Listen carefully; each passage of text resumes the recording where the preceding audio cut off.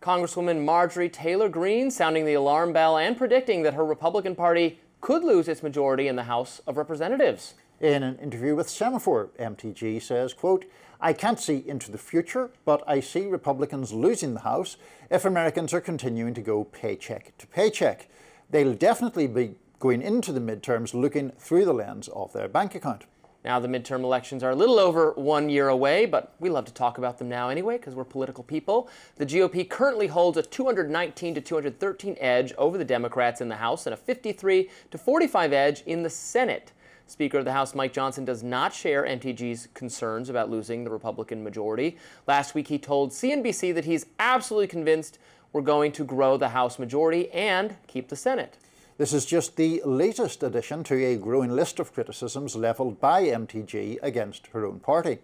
She has, of course, condemned Republicans for declining to release the Jeffrey Epstein case files, and she's called out GOP leadership during the ongoing government shutdown that has now reached 21 days. Some on the right are blaming her for dividing the Republican Party, but the Georgia representative insists she still holds the same MAGA values that she did when she was elected in 2020.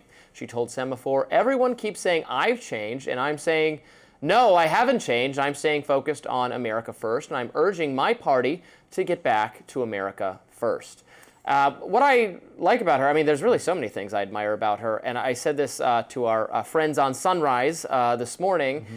She does seem to genuinely listen to what her constituents have to say. Mm-hmm. She often says that in interviews. Well, here's what I'm hearing in my district. And I think that's a tendency that not actually all members of Congress pay attention to, as especially because of gerrymandering. They're in increasingly safe districts, and so they don't have to have any threat of making their constituents unhappy. But you know, she talks about hearing the impacts of the tariff policies and the mass deportation policies and how that's impacting business in her district.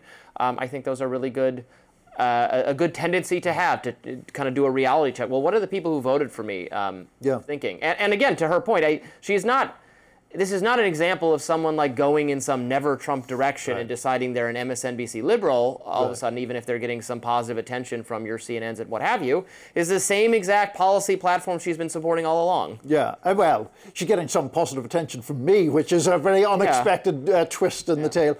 I do think that she has become a more interesting political figure over time, and we were talking about this in the break. I mean, I do think now she's quite a different figure from a sort of a Lauren Boebert kind of person. She does have more of a critical analysis. She's more willing to break with the party orthodoxy, at least, whether it is on things like health insurance, or Israel is obviously another big example, or comments like this.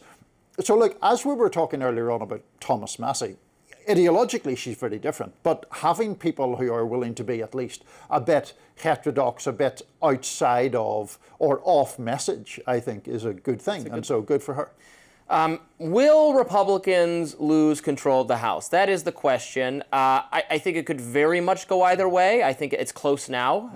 What a bold prediction. It's close now. It's still going to be close after they vote. You look at the polling, and there are aspects. Trump's numbers have come down a little bit or quite a bit, depending on what the issue is or what the exact wording is or what the poll is.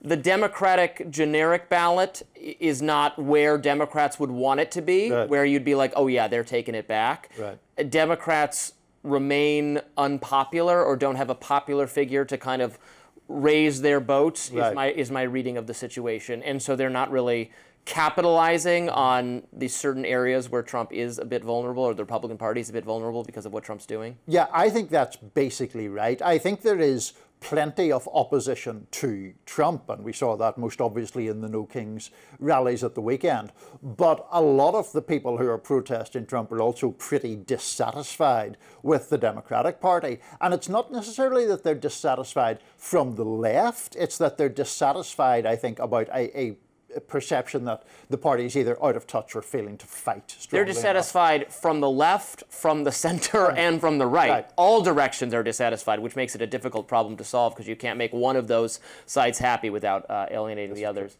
Next up, Democrats are blasting the Department of Homeland Security for buying a pair of private jets, where the Coast Guard said it's a necessary purchase. Stick around.